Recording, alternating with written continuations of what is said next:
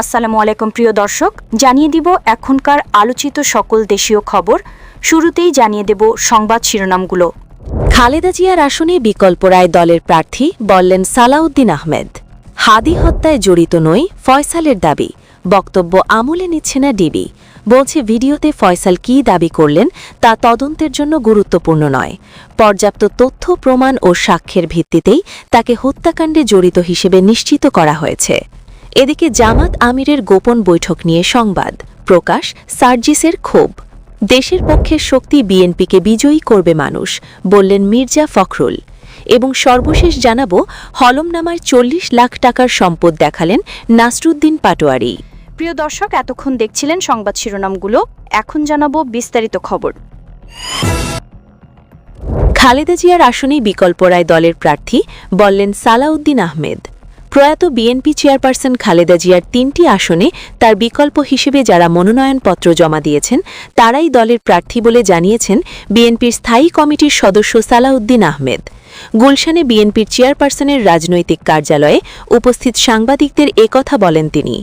প্রসঙ্গত, বিএনপির চেয়ারপারসন খালেদা জিয়া আগামী জাতীয় সংসদ নির্বাচনে ফেনী ১, বগুড়া ৭ ও দিনাজপুর ৩ আসন থেকে দলের প্রার্থী হওয়ার কথা ছিল।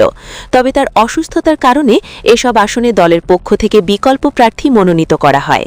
ফেনী ১ আসনে বিকল্প প্রার্থী ছিলেন রফিকুল আলম মজনু, বগুড়া ৭ আসনে মোর্শেদ আলম এবং দিনাজপুর ৩ আসনে সৈয়দ জাহাঙ্গীর আলম। খালেদা জিয়ার মৃত্যুর পর এসব আসনে এখন তারাই বিএনপি প্রার্থী হিসেবে নির্বাচনে প্রতিদ্বন্দ্বিতা করবেন। খালেদা জিয়ার মৃত্যুর পর নির্বাচন স্থগিত হওয়ার সম্ভাবনা এবং দলের প্রার্থী বিষয়ে জানতে চাইলে সালাউদ্দিন আহমেদ বলেন, স্বাভাবিকভাবেই তার মনোনয়নপত্র বাতিল ঘোষণা করা হবে।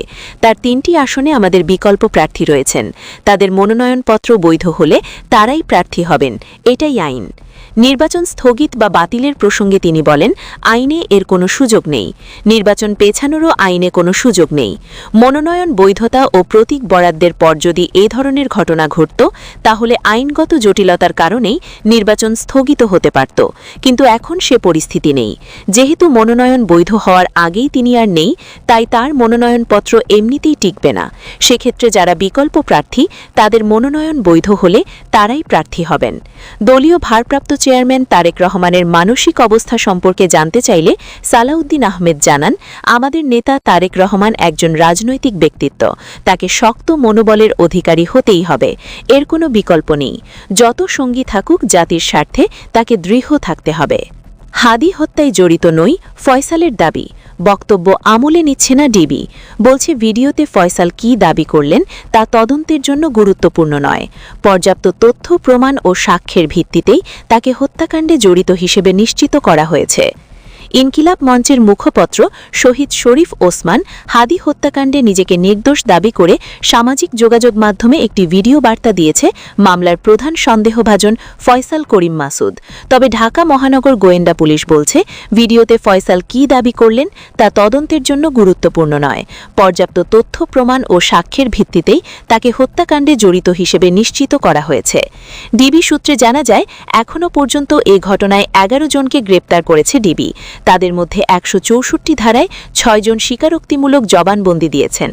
যাদের গ্রেপ্তার করা হয়েছে তাদের মধ্যে রয়েছেন ফয়সালের বাবা মোহাম্মদ হুমায়ুন কবির, ফয়সালের মা হাসি বেগম ও স্ত্রী শাহেদা পারভিন, সামিয়া সহ আরও ৮ জন। ঢাকা মহানগর গোয়েন্দা পুলিশের প্রধান মোহাম্মদ শফিকুল ইসলাম বলেন, ভিডিও বার্তায় সে কী করেছে সেটা আমাদের দেখার বিষয় না, আর ভিডিওটি এআই জেনারেটেড কিনা সেটাও প্রশ্ন রয়ে যায়। যদি হত্যাকাণ্ডে ফয়সাল মূল অভিযুক্ত, এই বিষয়ে আমাদের কাছে পর্যাপ্ত তথ্য প্রমাণ ও সাক্ষ্য রয়েছে। ফয়সালের মা, বাবা, স্ত্রী ও তার প্রেমিকা স্বীকারোক্তিমূলক জবানবন্দি দিয়েছেন। এছাড়া সীমান্ত এলাকায় তাকে নিয়ে যাওয়া ড্রাইভারের সাক্ষ্য রয়েছে। আমরা আমাদের তদন্তের ভিত্তিতেই আছি এবং হত্যাকাণ্ডে ফয়সালে জড়িত থাকার বিষয়টি নিশ্চিত। ভিডিওটি এআই জেনারেটেড কিনা তা নিয়ে পুলিশের সন্দেহ থাকলেও ডিজিটাল অনুসন্ধানী সংবাদ মাধ্যম দ্য ডেসেন্ট জানিয়েছে, ভিডিওটি এআই জেনারেটেড নয়। ভিডিওতে দৃশ্যমান ফয়সালের চেহারা মুখভঙ্গি ও অভিব্যক্তি তার বাস্তব চেহারার সঙ্গে পুরোপুরি মিলে যায়। ভিডিওর ব্যাকগ্রাউন্ড নয়েজ, আলো ও ফ্রেম বিশ্লেষণ করে এবং অন্তত 4টি নির্ভরযোগ্য এআই যাচাই টুল ব্যবহার করে নিশ্চিত হওয়া গেছে ভিডিওটি কৃত্রিমভাবে তৈরি নয়। তাদের প্রতিবেদনে আরও বলা হয়, তবে ভিডিওর কিছু ফ্রেমে ফয়সাল একটি নির্দিষ্ট মুখভঙ্গি করার সময় তার থুতনিতে থাকা দাড়ি অদৃশ্য হয়ে যেতে দেখা যায়। ভিডিও ধারণের সময় ব্যবহৃত একটি ফিল্টারের কারণে এমনটি হয়েছে। ফিল্টারে এআই প্রযুক্তি ব্যবহার হলেও এটি পুরো ভিডিওকে এআই সৃষ্ট কন্টেন্ট প্রমাণ করে না। ভিডিও বার্তায় ফয়সাল দাবি করেন তিনি বর্তমানে দুবাইয়ে অবস্থান করছেন, তবে শুধু ভিডিওতে তার অবস্থান নিশ্চিত করা সম্ভব নয়। ফয়সাল নিজেও তার দুবাই অবস্থানের পক্ষে কোনো দৃশ্যমান প্রমাণ উপস্থাপন করেননি। এছাড়া ভিডিওতে ফয়সাল বলেন, হাদি হত্যাকাণ্ডে ব্যবহৃত মোটরসাইকেলে তিনি ছিলেন না, তবে তার রিসেন্টের আগেও অনুসন্ধানে উঠে এসেছে হত্যাকাণ্ডের সময় ব্যবহৃত মোটরসাইকেলে ফয়সাল করিম মাসুদ ও তার সহযোগী আলমগীর শেখ উপস্থিত ছিলেন। বাইকের পেছনে বসে গুলিবর্ষণকারী ছিলেন ফয়সাল এবং চালক ছিলেন আলমগীর শেখ। এই তথ্য পরবর্তীতে আইন শৃঙ্খলা বাহিনী তদন্তে নিশ্চিত হয়। ভিডিও বার্তায় ফয়সাল বলেন, আমি ফয়সাল করিম মাসুদ। বিগত 12ই ডিসেম্বর ওসমান হাদি নামে যে ব্যক্তির হত্যা মামলার আসামি আমাকে করা হয়েছে, আসলে আমি এই মামলার সঙ্গে এই হত্যাকাণ্ডের সঙ্গে কোনোভাবেই প্রত্যক্ষ বা পরোক্ষভাবে জড়িত না। জামাত আমিরের গোপন বৈঠক নিয়ে সংবাদ, ক্ষোভ প্রকাশ সার্জিসের। জামাতে ইসলামীর আমিরের সঙ্গে ভারতীয় কূটনীতিকদের বৈঠক নিয়ে গণমাধ্যমে প্রকাশিত সংবাদ নিয়ে ক্ষোভ প্রকাশ করেছেন জাতীয় নাগরিক পার্টির উত্তরাঞ্চলের মুখ্য সংগঠক সার্জিস আলম। আজ সকালে নিজের ভেরিফাইড ফেসবুক পেজে এক পোস্টে তিনি এ প্রসঙ্গে কথা বলেন। সার্জিস আলম ফেসবুক পোস্টে বলেন, জামাত আমিরের সঙ্গে ভারতীয় 2 কূটনীতিক বৈঠক করেন এবং সেই তথ্য পাবলিকলি না জানানোর কথা বলেন।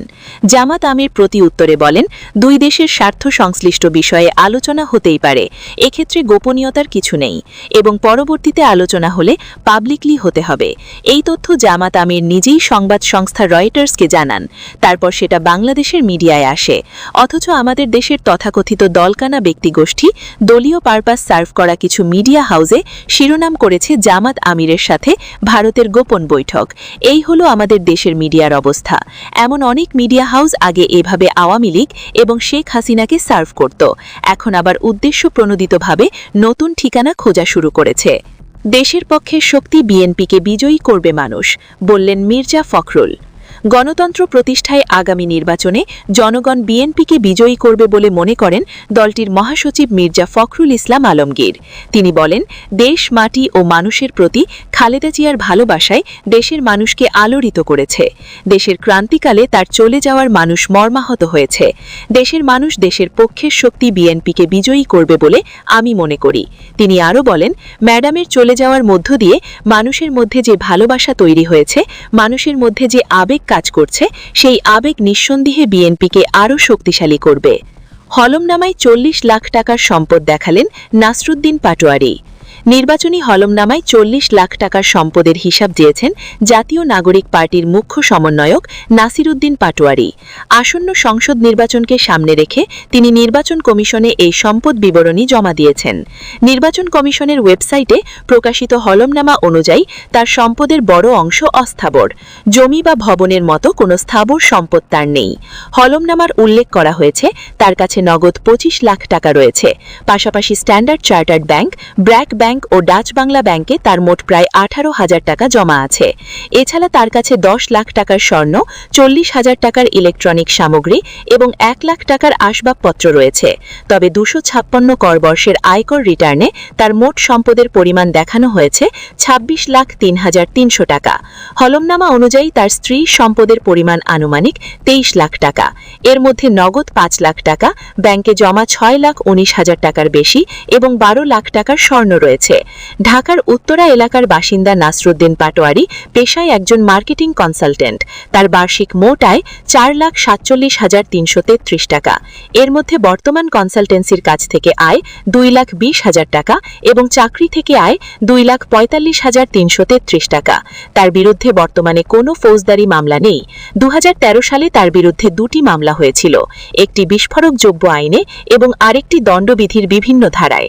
তবে 2025 সালের ফেব্রুয়ারি ও জুনে তিনি উভয় মামলাতেই খালাস পান। প্রিয় দর্শক, এই ছিল এখনকার গুরুত্বপূর্ণ নিউজ। আরও গুরুত্বপূর্ণ নিউজ নিয়ে ফিরছি কিছুক্ষণের মধ্যে।